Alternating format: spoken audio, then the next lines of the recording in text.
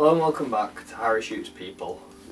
This video is going to encompass the last month or so of photography, as I've done a couple bits here and there but not really enough to put into its own video, so I thought I'd collate it into like a month-long recap of the projects I've been building on and just general photography stuff.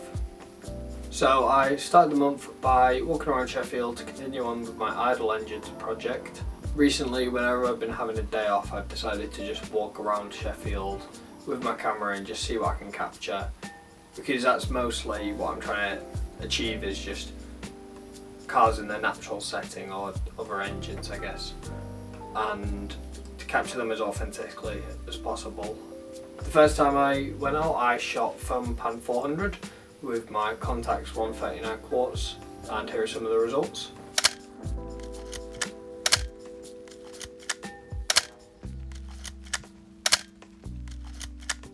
Here's a couple of the favourites from the roll as well. I think I really liked how these came out in the end, and I think this was a good roll for the project.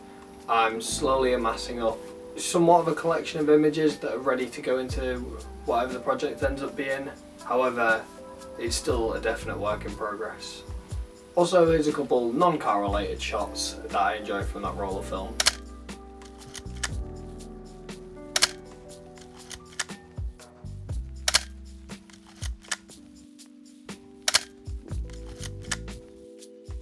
I then visited London to get a tattoo, and I made a separate video all about this, so if you'd like to go and see that trip and the photography that ensued on that short little 12-hour visit, then go check that out. It's already up on my channel, so give it a watch if you've got nothing to do and want to see me walk around London taking pictures of stuff like a tourist.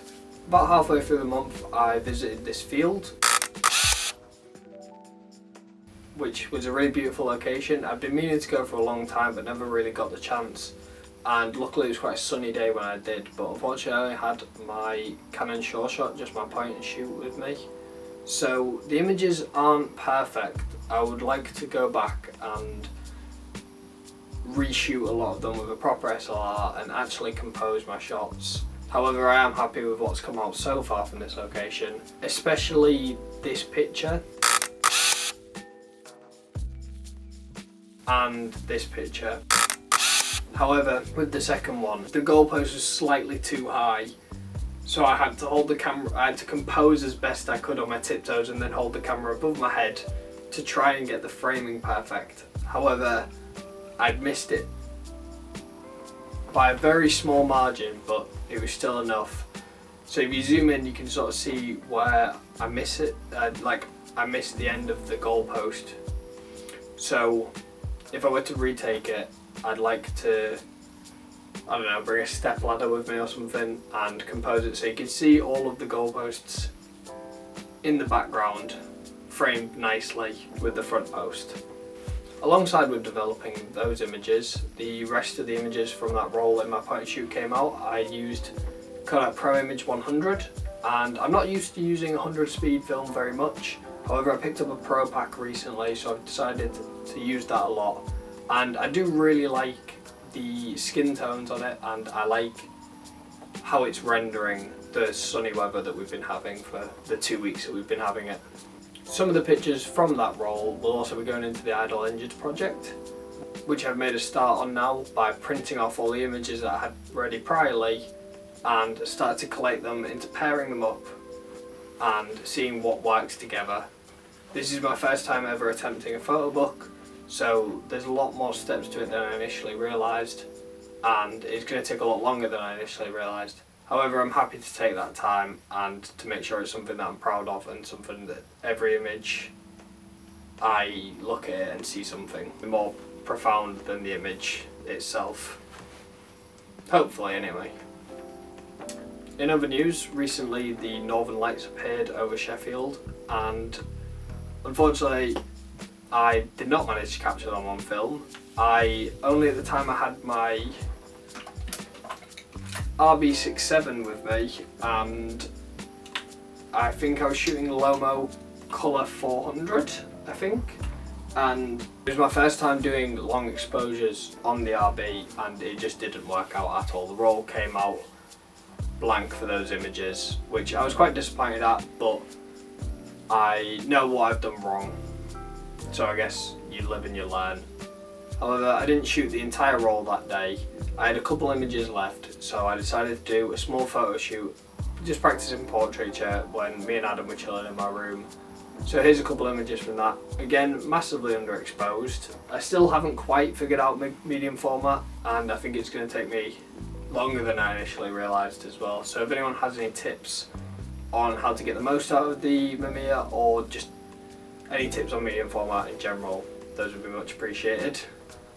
Long walks have really become a theme, as I went on another the other day and shot black and white again. This time I shot Ilford XP2, again with the contacts, and just went out and photographed cars. With this second roll, I think I've been a lot more picky with the images I'd like to include in the project, so a lot of them haven't made the cut. However, the ones that have, I'm happy with.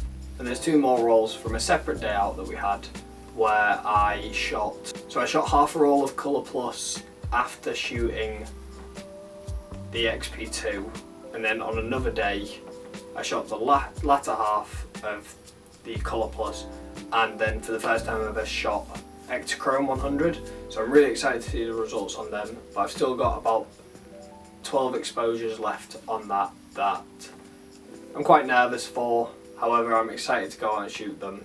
I think it'll bring some much needed versatility to the project, as I'm hoping that the really vivid colours will bring sort of life into some of the images, especially contrasted against these grainier, gritty black and white images that I've shot.